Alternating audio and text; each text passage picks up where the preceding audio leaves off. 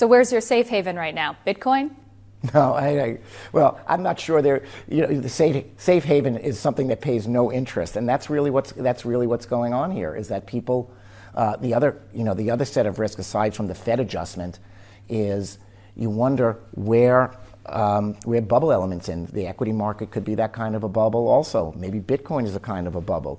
People, even though you are reportedly considering a Bitcoin trading desk, is that something you're actively working to set up? I will tell you, I have not. It hasn't crossed my desk to set up a Bitcoin trading desk, but I wouldn't preclude it.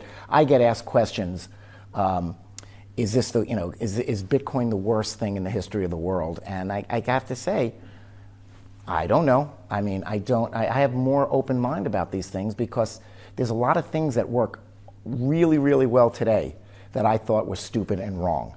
And I have a much more open mind about this. And I know a lot of history of finance, and I tweeted this out, and I pointed out there was a time that people only took gold coin.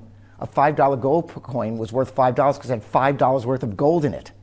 Then they issue paper money that's backed by gold in the treasury.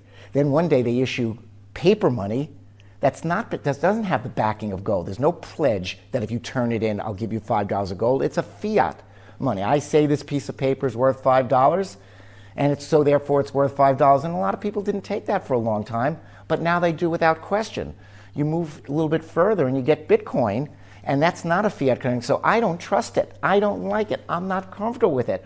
On the other hand, if it works, I say to myself, maybe that was a natural progression from hard money to fiat money to consensus money.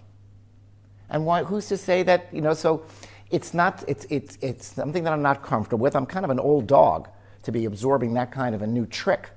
But again, I said this before. I remember when the cell phone came out. I said, why the heck does anybody need a cell phone?